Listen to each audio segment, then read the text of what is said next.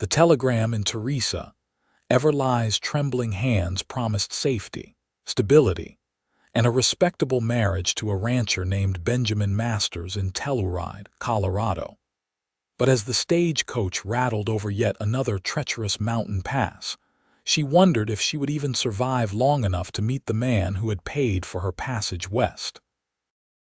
The leather curtain flapped wildly in the wind, revealing glimpses of sheer drops that made her stomach lurch with each sway of the vehicle.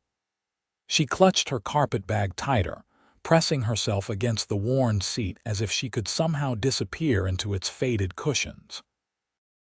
Teresa had left Boston 3 weeks ago, fleeing from debts her deceased father had accumulated, and creditors who had made it clear that a young woman of 22, unmarried and alone, had limited options for repayment. The mail-order bride advertisement had seemed like divine intervention when she had found it tucked into a newspaper at the boarding house, where she had taken a room after selling everything she owned. Benjamin Masters had written only 3 letters, each one brief but courteous, explaining that he needed a wife to help run his ranch, and that he valued intelligence and determination over beauty or social graces. He had enclosed a bank draft for her travel expenses, and asked only that she arrive before the autumn. Snow made the mountain passes impassable. The other passenger in the coach, a grizzled prospector who smelled of tobacco and whiskey, had fallen asleep hours ago, his snores barely audible over the thunder of hooves and wheels. Teresa envied his ease in this wild country, his complete lack of fear as the coach swayed perilously close to edges that promised certain death. She had never seen mountains like these, had never imagined land so vast and empty, had never felt so utterly small and insignificant. When the stagecoach finally rolled into Telluride late in the afternoon, Teresa felt as though she had aged years in those few weeks of travel. The town sprawled along a box canyon, surrounded by towering peaks that seemed to press in from all sides. Buildings lined a wide dirt street, many of them new construction that spoke of the silver mining boom that had transformed this remote valley into a bustling community. Men far outnumbered women on the wooden sidewalks, and Teresa felt dozens of eyes turned toward the coach as it pulled up in front of the depot. The driver called out for passengers to disembark, and Teresa forced herself to stand on shaking legs. The prospector lurched awake, grabbed his pack, and jumped down without a backward glance. Teresa gathered her courage and her belongings, accepting the driver's outstretched hand as she stepped down into the dust of Colorado Avenue.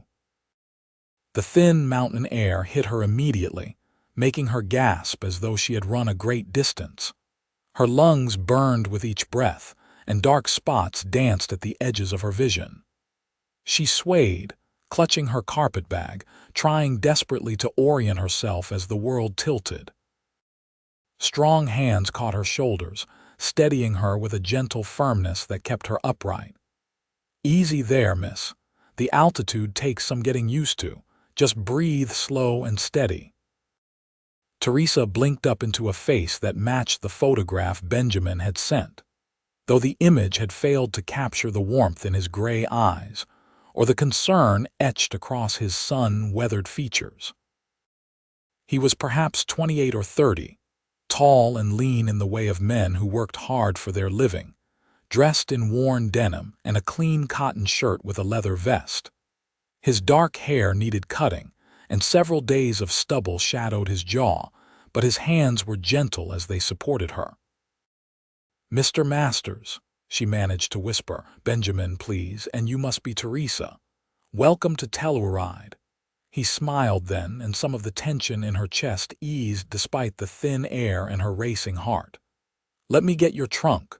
The wagon is just around the corner. My ranch is about 5 miles out of town, up in the valley. It is a beautiful ride, I promise." Teresa wanted to tell him that she had seen nothing beautiful in this harsh landscape, that every mile had filled her with greater dread, that she was quite certain she had made a terrible mistake.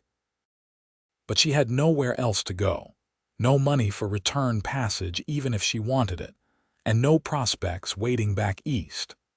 So she simply nodded and tried to breathe the way he had instructed, slow and steady, as though the simple act of drawing air into her lungs required conscious thought. Benjamin retrieved her trunk from the boot of the stagecoach, hefting it onto his broad shoulder as though it weighed nothing. He guided her to a sturdy wagon hitched to 2 horses, both with coats that gleamed in the late afternoon sun. Teresa eyed the animals nervously. She had ridden in carriages in Boston, but these creatures seemed larger and far less predictable than the docile cab horses she remembered.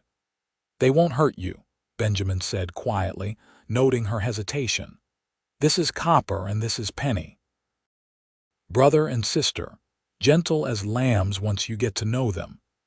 He helped her onto the wagon seat, his hands respectful and careful, then climbed up beside her. The town fell away quickly as they headed southeast, following a rutted track that climbed gradually into a valley, bracketed by mountains whose peaks still held snow despite the August heat. Teresa gripped the edge of the wooden seat, her knuckles white, as the wagon jolted over rocks and through shallow stream crossings. Benjamin did not push conversation, seeming to sense her overwhelming anxiety. Instead, he pointed out landmarks with a quiet pride that suggested he truly loved this country. The distinctive shape of Ajax Peak to the north, the meadow where elk came to graze in the early morning, the stand of aspen trees that turned gold in September, creating a display more beautiful than any painting.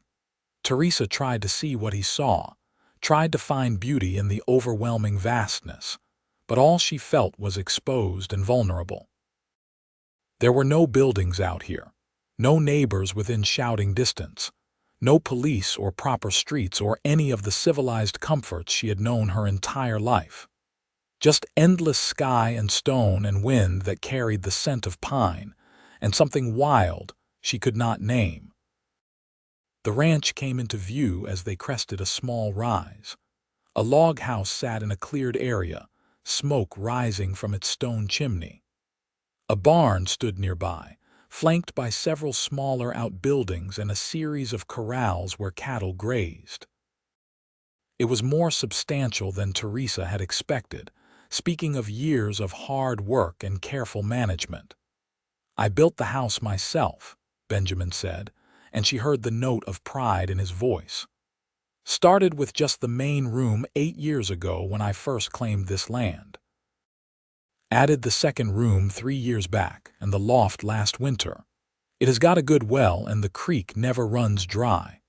The cattle herd is small but healthy. It is not Boston, but it is honest work and honest living." Teresa forced herself to speak, though her voice came out thin and strained. "It is very nice." He pulled the wagon to a stop near the house and jumped down, then came around to help her. His hands on her waist were warm through the fabric of her traveling dress, and he set her down gently before reaching for her trunk. "I know this is all strange and frightening," he said, meeting her eyes with disarming honesty. "I know you have given up everything familiar to come here to marry a man you have never met. I will do my best to make you comfortable and to be a good husband to you. I am not asking for love right away. I am just asking for a chance." The vulnerability in his words surprised her, cutting through some of her fear with an unexpected warmth. Here was a man who worked with his hands, who lived in this wild country by choice, yet he spoke to her with gentleness and respect. "Thank you," she whispered.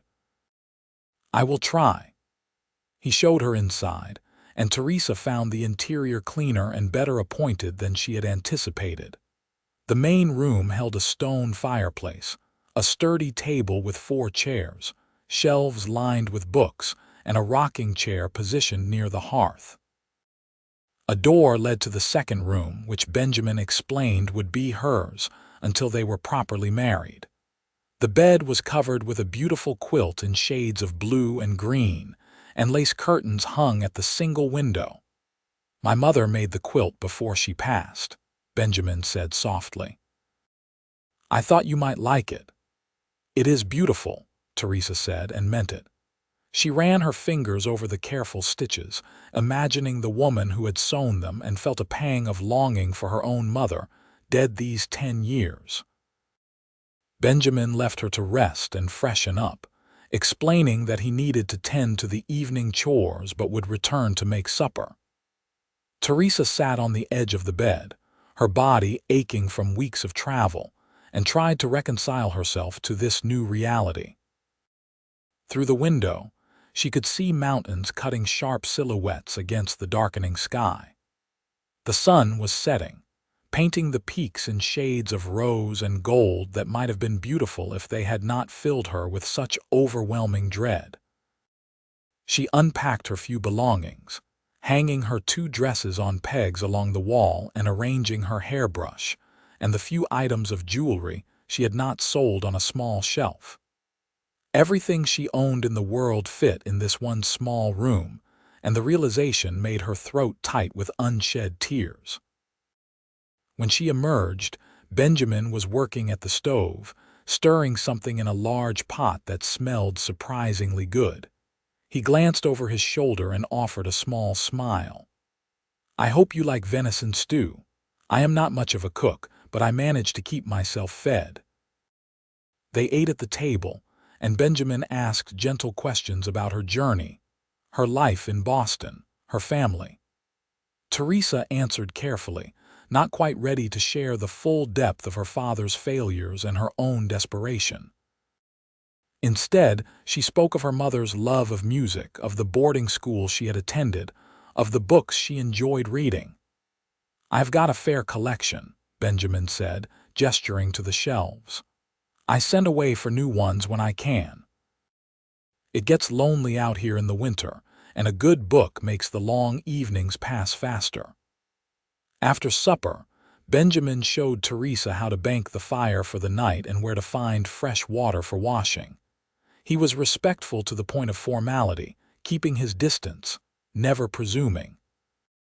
"We will go into town in a few days," he said. "There is a minister there who can marry us properly, unless you need more time. I do not want to rush you." "A few days is fine," Teresa said, though her heart hammered at the thought. She was committed to this path now, for better or worse. That first night, Teresa lay awake in the unfamiliar bed, listening to sounds she could not identify. The wind moved differently here, rushing through pine branches with a sound like the ocean she had never seen. Animals called in the darkness, their voices eerie and wild. Every crack and rustle made her start, imagining bears or mountain lions or hostile natives, or any of the dozens of dangers she had read about in lurid newspaper accounts of the frontier. The next morning, she woke to find Benjamin already up and working. He had left fresh water in the basin and breakfast keeping warm on the stove. Teresa forced herself to eat, though anxiety had stolen her appetite, then ventured outside. The August morning was cool and crisp, the sky an impossible shade of blue she had never seen in Boston. Benjamin was working in the corral, and she watched from a safe distance as he moved among the cattle with easy confidence. A dog she had not noticed before trotted over to investigate her, tail wagging cautiously. Teresa froze, and the dog sat down, regarding her with intelligent brown eyes. "That is Scout," Benjamin called. "She is friendly. You can pet her if you like." Teresa extended a tentative hand, and the dog's tail thumped against the ground. Emboldened, she touched the silky head, and Scout leaned into her hand with an enthusiasm that made Teresa smile despite herself. Benjamin finished his work and joined her, wiping his hands on his denim pants. "I thought I might show you around the property today, help you get your bearings. It will be easier once you know your way around." Teresa wanted to say no, wanted to retreat to the safety of the house, but she recognized the kindness in his offer. If she was to live here, she needed to understand this place. So she nodded and followed as he led her on a tour of the ranch. He showed her the barn where the horses were stabled, introducing each animal by name. He explained the system of corrals and gates, showed her where he stored feed and hay for winter. He took her to the chicken coop, where a dozen hens scratched and pecked, and demonstrated how to collect eggs without startling the birds. He pointed out the root cellar where he kept potatoes and other vegetables through the cold months, and the smokehouse where he preserved meat. Everything was foreign to Teresa, overwhelming in its complexity. She had never gathered eggs or tended animals or thought about where food came from beyond the market stalls of Boston. Benjamin seemed to recognize her bewilderment and simplified his explanations, patient with her ignorance. "You do not need to learn it all at once," he assured her. "Just take it a day at a time." They walked along the creek that bordered the property, and Benjamin told her about the trout that lived in its cold waters, about how the creek swelled with snowmelt each spring and ran clear and low by autumn. They climbed a small rise behind the house, and he showed her the view of the valley stretching out below, the ranch nestled like a small jewel in a vast wilderness. "This is my favorite spot," he said quietly. "I come up here sometimes in the evening, just to watch the light change on the mountains. It reminds me why I came here, why I stay despite the hard work and the isolation." Teresa looked at the mountains, trying to see them through his eyes, but all she felt was their oppressive weight, their indifference to human fragility. "I find them frightening," she admitted. "They are so large and we are so small." Benjamin was quiet for a long moment. "I suppose that is true," he said finally. "But there is freedom in that smallness, do not you think? The mountains do not care about your mistakes or your past. They do not judge. They just exist, constant and enduring. I find that comforting." His words surprised her, revealing a philosophical depth she had not expected. "I never thought of it that way. Give it time," he said. "This country has a way of growing on you." Over the next few days, Benjamin worked patiently to help Teresa acclimate to ranch life. He taught her to ride, starting with the gentlest mare in his small string of horses, a sweet-tempered bay named Blossom. Teresa was terrified at first, certain she would fall and break her neck, but Benjamin led Blossom in slow circles around the corral, his voice steady and encouraging. "You are doing fine," he told her. "Just relax and move with her. Horses can sense fear, but they can also sense trust. Show her you trust her and she will take care of you." It took 3 days before Teresa felt comfortable enough to ride Blossom without Benjamin leading them. And even then, she stayed within the safety of the corral. But there was something liberating about sitting astride the horse, feeling the animal's warmth and power beneath her, and she found herself smiling despite her lingering fear. Benjamin smiled back, genuine pleasure lighting his features. "You are a natural. Before long, you will be riding out across the valley with me." Teresa doubted that very much, but she appreciated his faith in her. They went into town on Saturday, making the journey in the wagon with Teresa's anxiety mounting with each passing mile. The town was busier than it had been when she arrived, the streets crowded with miners and merchants and women in bright dresses who called to men from the doorways of saloons. Teresa kept her eyes straight ahead, overwhelmed by the noise and activity. The minister was a kind man named Reverend Walsh, who asked them a few simple questions and seemed satisfied with their answers. The ceremony was brief and businesslike, witnessed by the Reverend's wife and another couple who happened to be in the church. Teresa repeated the words in a voice that barely rose above a whisper, and Benjamin slipped a simple gold band onto her finger with gentle care. "You may kiss your bride," Reverend Walsh said with a smile. Benjamin looked at Teresa, asking permission with his eyes. She nodded, and he leaned in to press a chaste kiss to her lips, barely more than a brush of contact that nonetheless made her blush.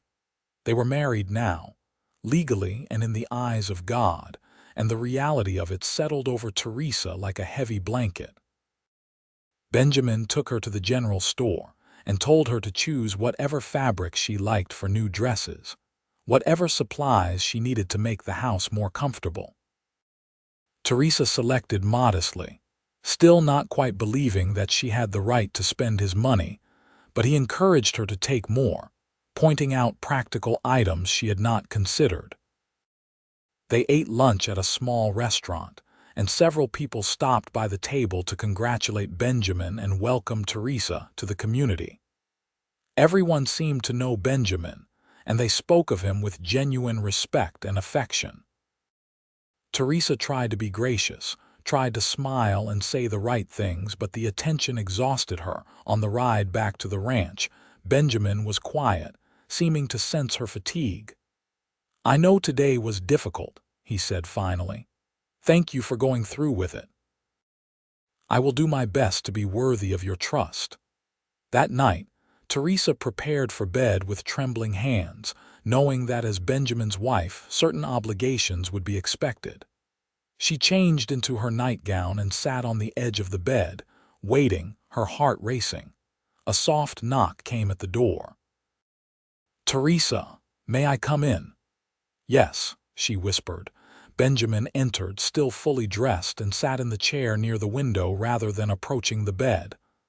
"I want you to know that I do not expect anything from you tonight," he said gently.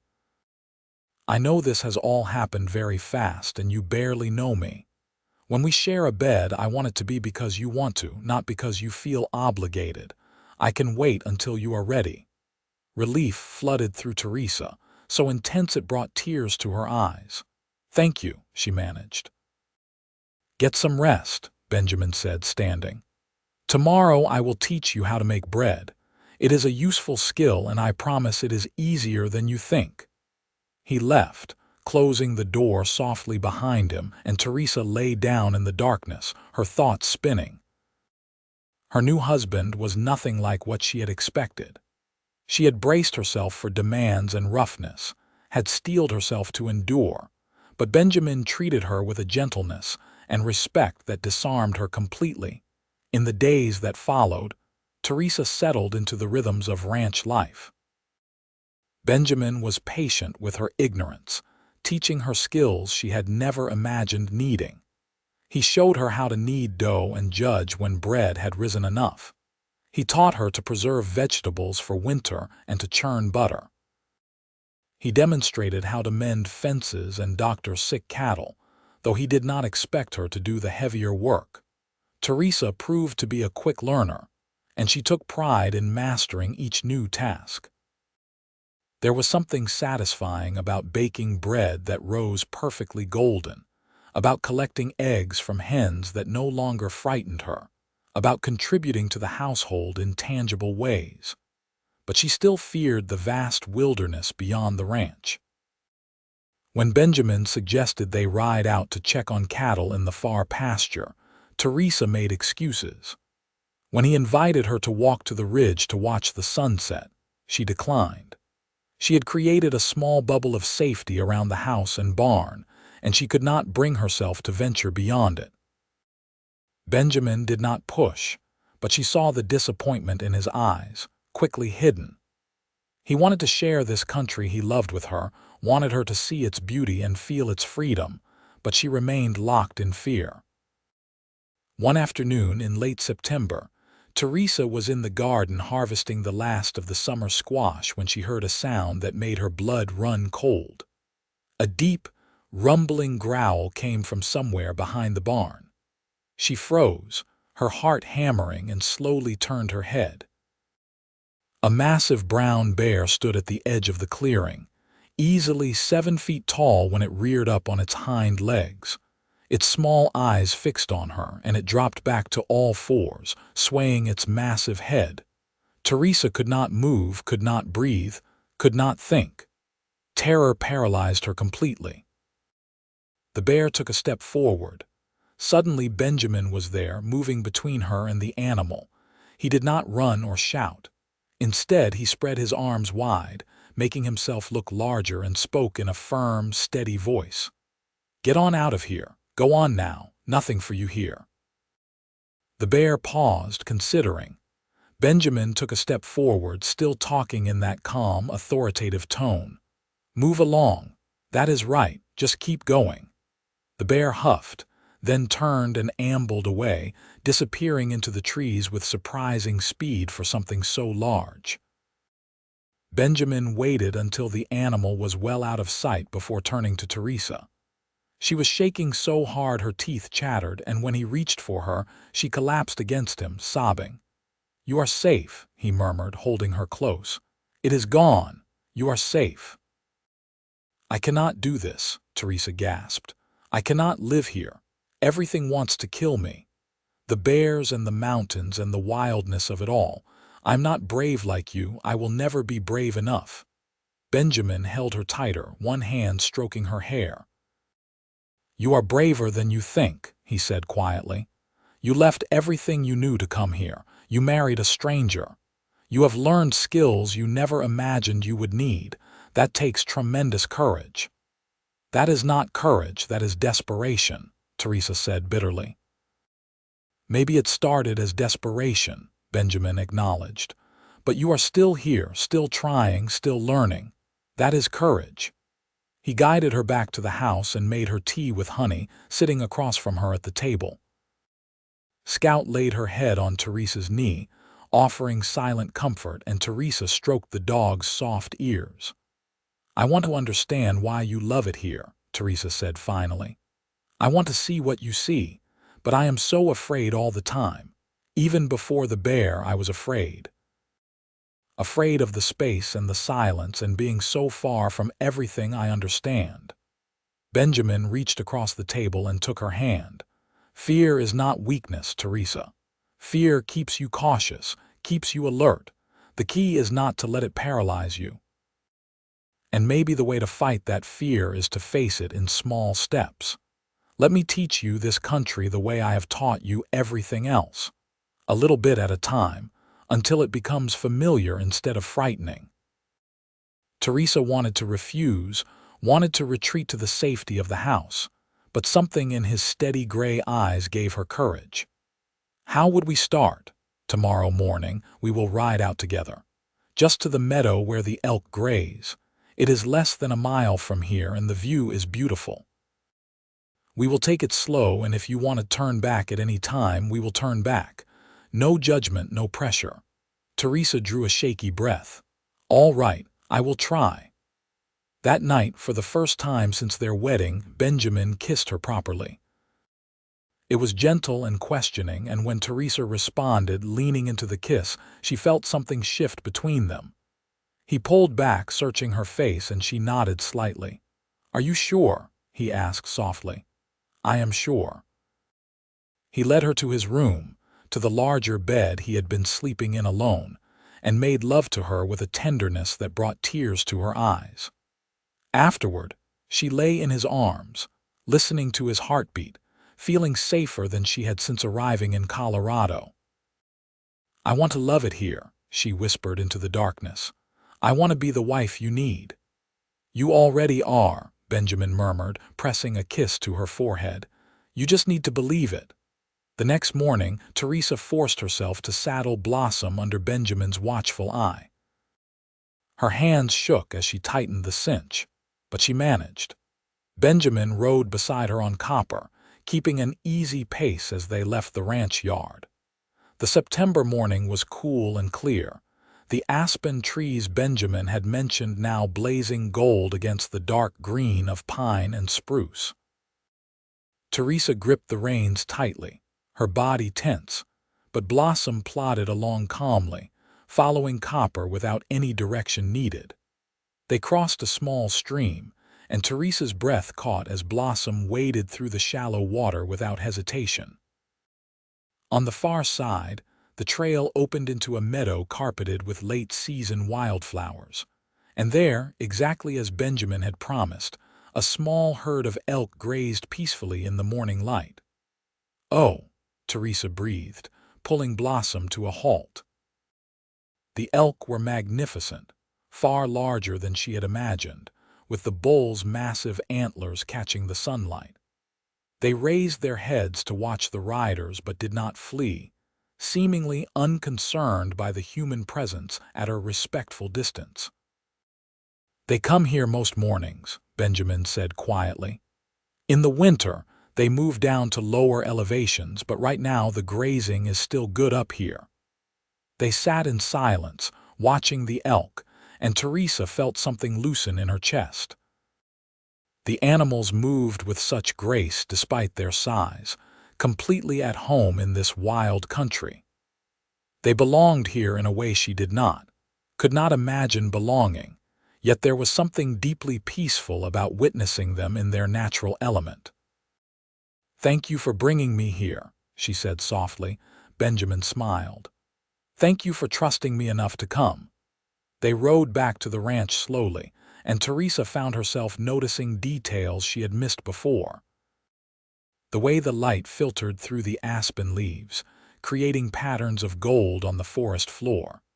The sound of the creek burbling over stones. The call of a hawk circling overhead. The country was still wild and overwhelming, but for the first time, she glimpsed the beauty Benjamin saw. Over the following weeks, Benjamin took Teresa on short rides each day, gradually extending their range. They rode to the ridge where he liked to watch sunsets, and Teresa had to admit the view was spectacular, the mountains painting themselves in shades of purple and pink as the sun sank behind them.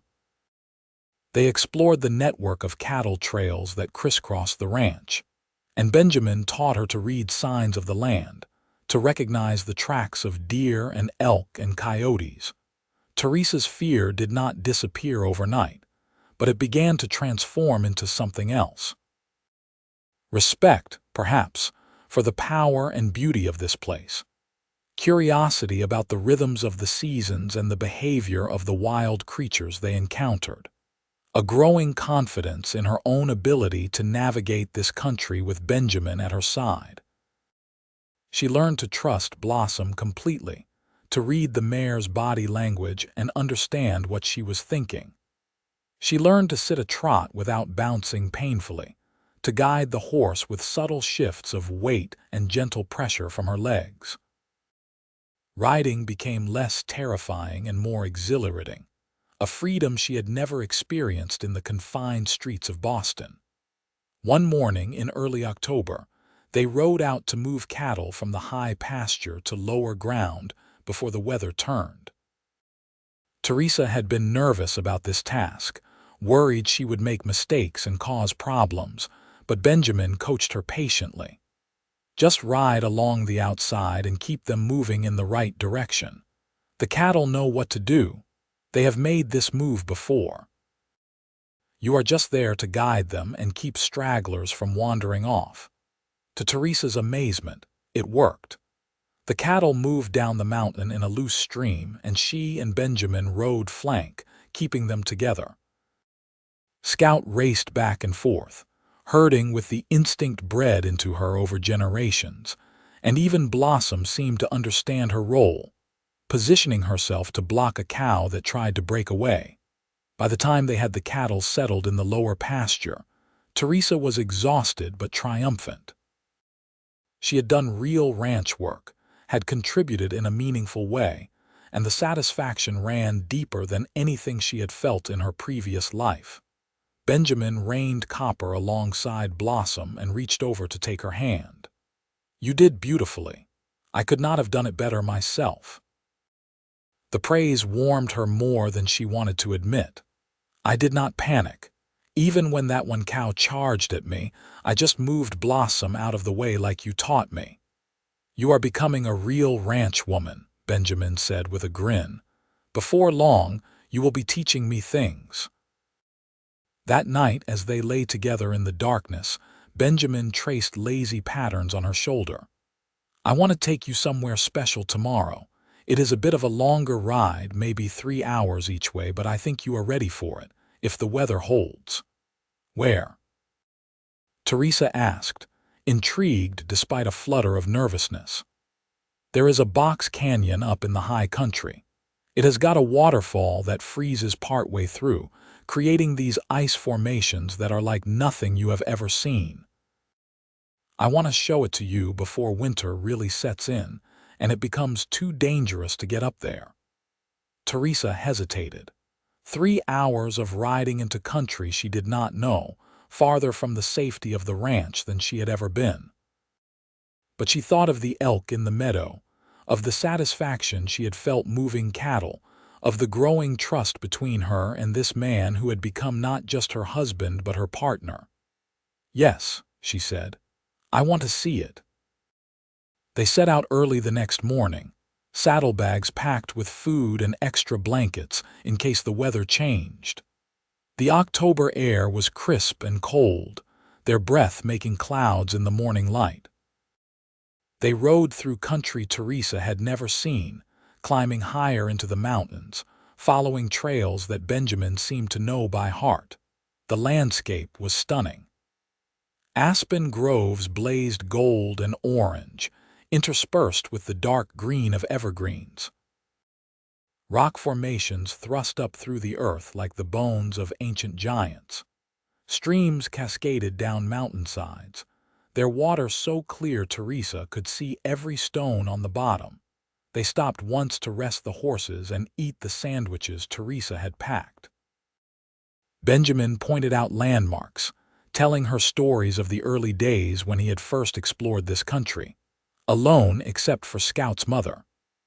He spoke of hard winters and close calls, of the satisfaction of building something with his own hands, of the peace he found in the solitude.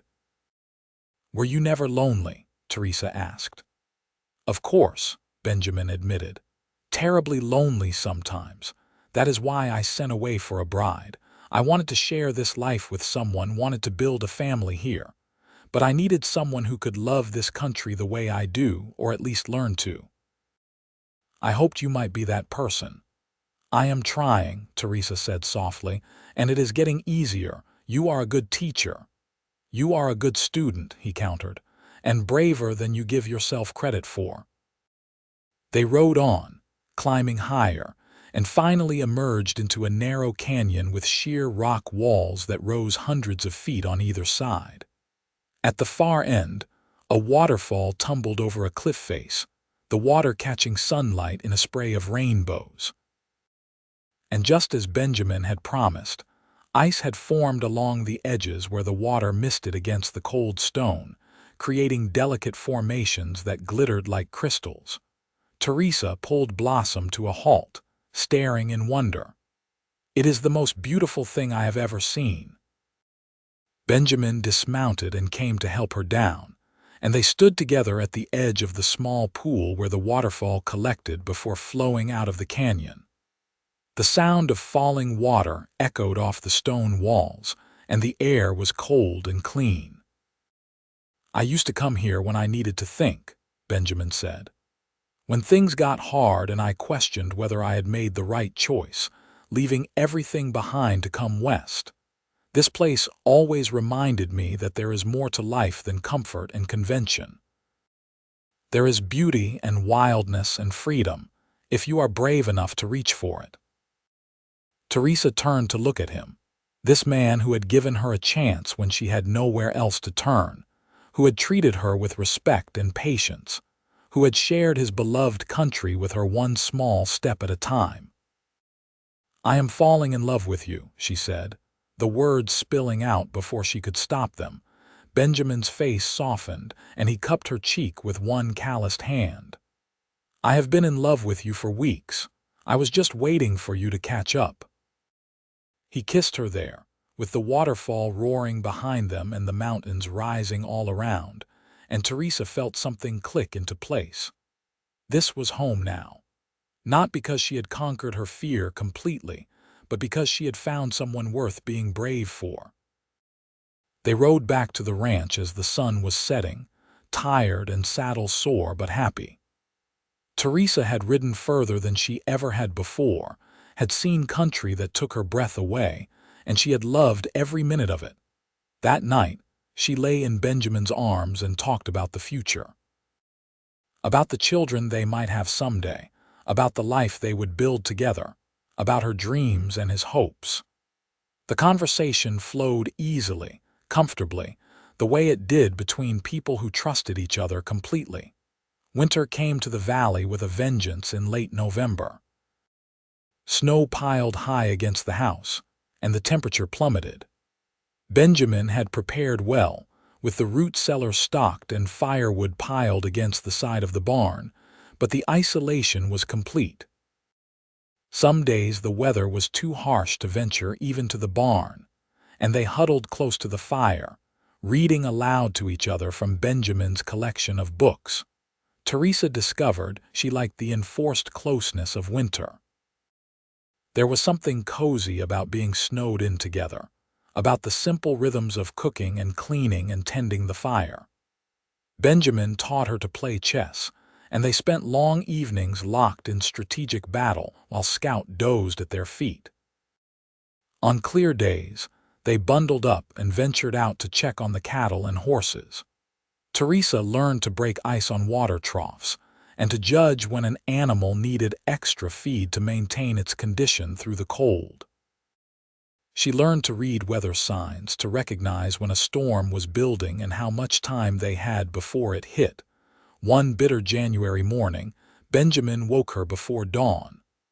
"One of the cows is calving in the barn. It is her first calf and she is having trouble. I need your help." Teresa dressed quickly, her heart pounding. They hurried through knee-deep snow to the barn where a young heifer was down and clearly in distress. Benjamin examined her quickly, his face grim. "The calf is positioned wrong. I am going to have to turn it. I need you to hold the lantern and be ready to help pull when I say." Teresa had never witnessed a birth of any kind, and the reality was messy and frightening, and nothing like the sanitized accounts she had read in books. But she held the lantern steady and followed Benjamin's instructions without hesitation, trusting his experience and skill. It took over an hour of hard work, with Benjamin talking constantly to the laboring cow in a soothing voice while he carefully maneuvered the calf into the correct position. Finally, he called for Teresa to set down the lantern and help pull, and together they eased the calf out into the world. The baby landed in the straw, slick and still, and Teresa's heart sank. But Benjamin quickly cleared its nose and mouth, rubbing it vigorously with straw, and suddenly the calf gasped and shook its head. "It is breathing," Teresa said, tears streaming down her face. "It is a heifer calf," Benjamin said with satisfaction. "A good strong one, too. She will make a fine addition to the herd." They watched as the mother cow struggled to her feet and began licking her baby clean, the bond between them immediate and fierce. The calf tried to stand, falling several times before finally managing to get all four legs under her. She wobbled over to her mother and began to nurse, her small tail wagging with contentment. Benjamin put his arm around Teresa, and they stood together in the lamplight, watching the miracle of new life. "Thank you for your help," he said quietly. "I could not have done it without you." "Yes, you could have," Teresa said, "but I am glad I was here." As winter slowly gave way to spring, Teresa found herself thinking less about Boston and the life she had left behind. The past seemed distant and unimportant compared to the present she was building with Benjamin. She no longer flinched at every sound or worried constantly about dangers lurking beyond the ranch. The country that had once terrified her now felt like home. When the snow melted and the first green shoots appeared in the meadow, Benjamin took her riding again, and Teresa realized how much she had missed it. They rode out to check on the expanding herd, and she felt genuine pride seeing the heifer calf they had saved thriving alongside her mother. Spring brought new challenges and new joys. They planted a larger garden, and Teresa threw herself into learning about growing vegetables at high altitude. She made friends with the few other ranch wives in the valley, women who gathered once a month for quilting and conversation. She discovered she had a talent for training horses, and Benjamin gave her free rein to work with the yearlings.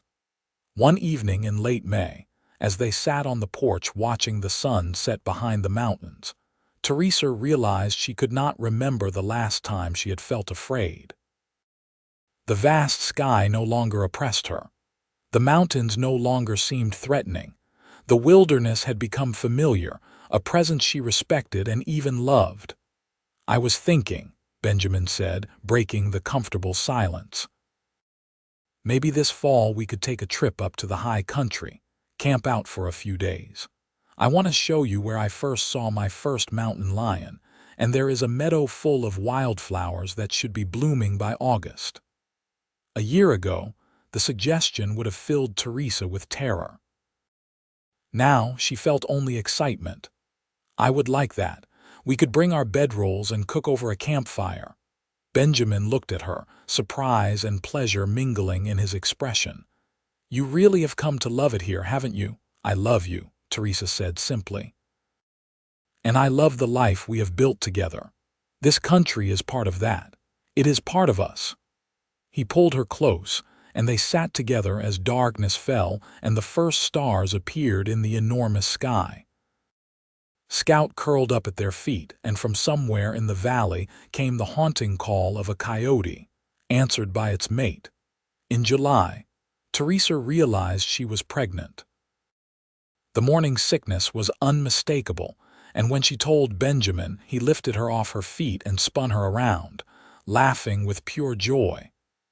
"We are having a baby," he said wonderingly. "A baby who will grow up here, who will know this country from birth." Teresa placed a hand on her still flat stomach, imagining. "A child who will learn to ride before he can walk, who will think mountains and elk and wide open spaces are normal. He or she," Benjamin corrected gently. "We will love this baby no matter what." Through the summer and fall, Teresa continued to work alongside Benjamin, modifying tasks as her belly grew but refusing to be treated as fragile. She rode Blossom well into her 6th month, only stopping when Benjamin insisted it was becoming too difficult to maintain her balance. The camping trip happened in August as planned, and Teresa discovered she loved sleeping under the stars, loved the simplicity of campfire cooking and washing in cold streams. They hiked to the meadow Benjamin had promised, and it was indeed carpeted with wildflowers in every color imaginable. They made love there, gentle and slow, surrounded by beauty, and Teresa thought her heart might burst with happiness. As her due date approached in late winter, Benjamin arranged for one of the neighboring ranch wives, a woman named Martha who had experience as a midwife, to stay with them. The birth was long and difficult, but when Teresa finally held her son in her arms, every moment of pain was forgotten. They named him Thomas after Teresa's father, and Benjamin cried when she told him. "Are you sure? I know he caused you hardship." "He was still my father," Teresa said softly. "And he loved me in his way. I want to honor that." Thomas was a healthy, vigorous baby who seemed to have inherited his father's easy temperament. As winter slowly gave way to spring, Teresa marveled at how quickly she had adapted to motherhood. The skills she had learned running the ranch translated surprisingly well to caring for an infant. She was patient and practical, and when challenges arose, she faced them with the same determination she had brought to learning to ride and rope and read the weather. Benjamin was a devoted father, walking the floor with Thomas when he fussed, changing diapers without complaint, singing off key lullabies that made the baby smile. Watching him with their son filled Teresa with a love so deep, it sometimes frightened her with its intensity. By the time Thomas was 6 months old, Teresa was back in the saddle, riding out with Benjamin to work cattle with the baby secured in a special carrier. Thomas seemed to love it, laughing and reaching for the sky, and Scout appointed herself his guardian, sleeping beside his cradle and alerting them to his every need. The years passed in a rhythm of seasons, winter snows giving way to spring flowers, summer heat, and the hard work of haying and fence repair, autumn roundups and the glory of the aspen turning gold. Through it all, Teresa and Benjamin worked side by side, their partnership deepening with each shared challenge and triumph. Thomas grew into a sturdy boy who learned to ride almost before he could walk, just as Teresa had predicted. When he was 3, Teresa gave birth to twin daughters, Sarah and Emma, and the house rang with laughter and chaos. The girls were as different as night and day, Sarah quiet and thoughtful like her mother, Emma bold and adventurous like her father. Benjamin expanded the ranch, buying adjacent land and increasing the herd. Teresa proved to have a head for business, managing the books and negotiating prices when they took cattle to market. They prospered, not wealthy by city standards but comfortable and secure. One evening, when Thomas was 10 and the twins were 7, the family rode out together to the ridge where Benjamin had first taken Teresa to watch the sunset. It had become a family tradition, this weekly ride to their favorite spot, and as they sat together watching the mountains paint themselves in shades of purple and gold, Teresa reflected on how far she had come. She was no longer the frightened young woman who had stepped off the stagecoach in Telluride 12 years ago. That woman had been afraid of everything, had seen only danger in the vast wilderness, had doubted her own strength. The woman she had become was confident and capable, comfortable in her own skin, deeply in love with this country and the life she had built here. "What are you thinking about?" Benjamin asked softly, reading her expression. "I am thinking about the bear," Teresa said. "Do you remember when I told you I could never be brave enough for this life?" Benjamin smiled. "I remember, and I remember telling you that you were braver than you thought." "You were right," Teresa said, "but I needed you to teach me. To show me that fear did not have to be paralyzing, that it could be transformed into respect and wonder. You taught me to love this country, but more importantly, you taught me to love myself enough to believe I belonged here." Thomas groaned. "Are you going to be mushy again?" The twins giggled and Benjamin pulled them all close, one big tangle of family on the mountaintop. "Yes," he said firmly. "We are going to be mushy because we are grateful for each other and for this beautiful life we have. And because your mother and I are old and sentimental," Teresa added, making the children laugh.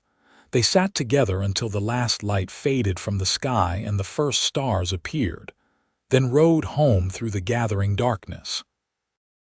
The trail was familiar beneath the horses' hooves, each turn and dip committed to memory through years of repetition. Scout trotted ahead, alert for any danger, and Thomas led the way with the confidence of a boy who knew these mountains as well as he knew his own room. Back at the ranch, Benjamin tended to the horses while Teresa got the children ready for bed. She listened to their prayers, tucked quilts around their small bodies, kissed each forehead with the tenderness that never diminished no matter how many times she repeated the ritual. Benjamin was waiting when she emerged, and they walked together to their room, the house settling into nighttime quiet around them. As Teresa prepared for bed, she caught sight of herself in the mirror. Her face was weathered from sun and wind, her hands roughened by work, her body marked by childbearing and age. She looked nothing like the refined Boston lady she had once been. She looked exactly like who she was meant to be. Benjamin came up behind her, meeting her eyes in the mirror. "What do you see, home?" Teresa said simply. "I see home." He wrapped his arms around her and she leaned back against his chest, feeling his heartbeat steady against her spine. "I am glad you took a chance on me," he said quietly. "Glad you found the courage to give this life a try." "I am glad you were patient enough to teach me," Teresa replied, "and brave enough to show me that love is worth every fear we have to face." They stood together in the lamplight, two people who had found each other across impossible distances and built something beautiful together. Outside, the mountains stood eternal and unchanging, witnesses to their love and their life. And Teresa sent up a silent prayer of gratitude for the journey that had brought her here, to this wild and wonderful place, to this man, to this home.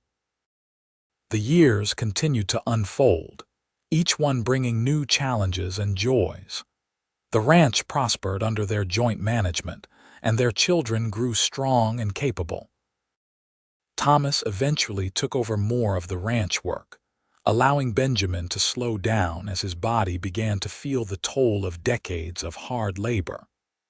The twins married and started families of their own, building homes on parcels of land that Benjamin deeded to them.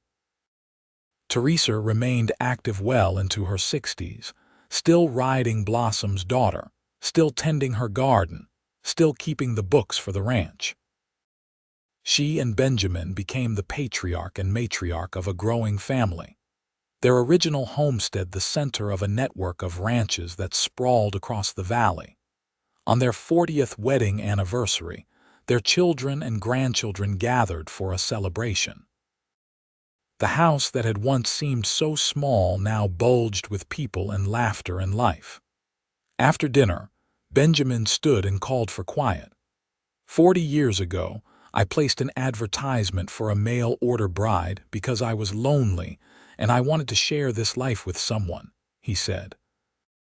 A woman from Boston answered, a woman who was brave enough to leave everything she knew for a future she could not imagine.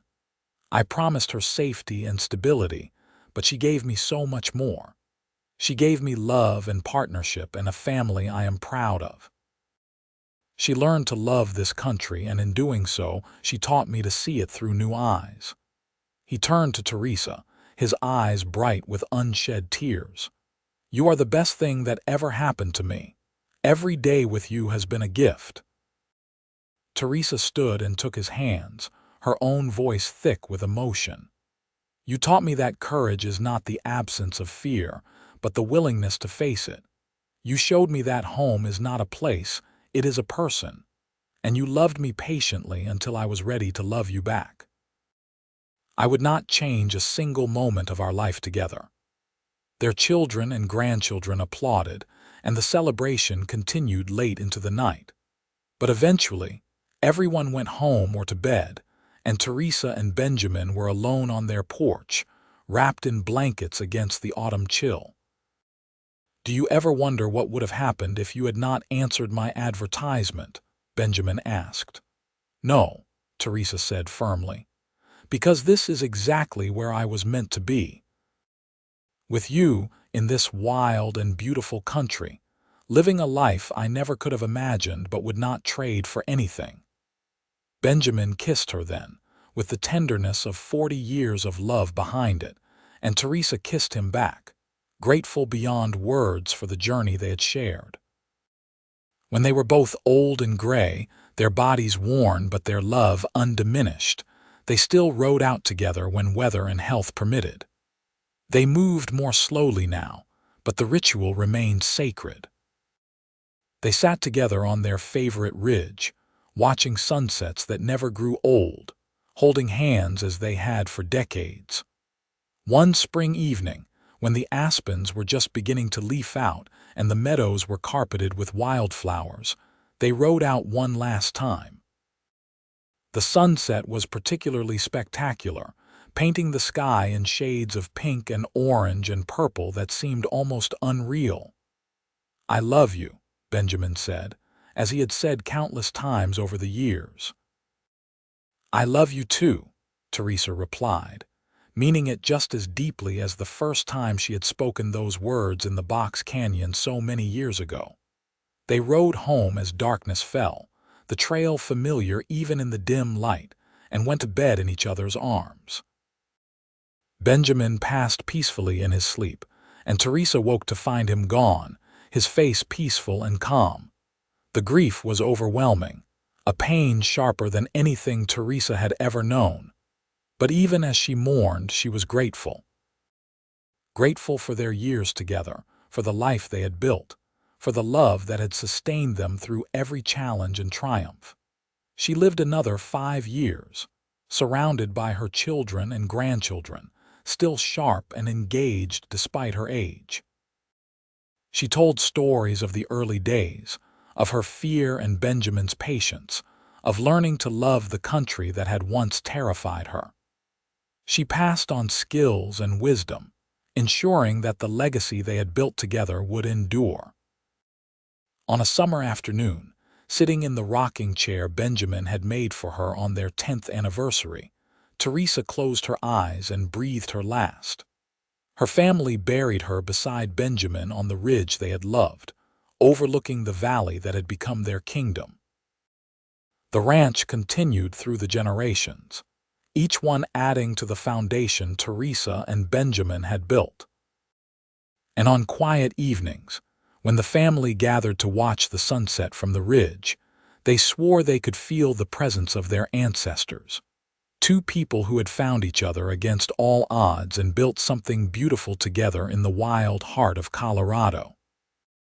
The mountains stood eternal as they always had and always would, witnesses to love and loss and the enduring power of courage in the face of fear. And somewhere in the fading light, a woman who had once been afraid learned to fly, taught by a man patient enough to wait for her wings to grow strong. Their story became legend, passed down through the years, a testament to the transformative power of love and the wild beauty of the frontier they had called home.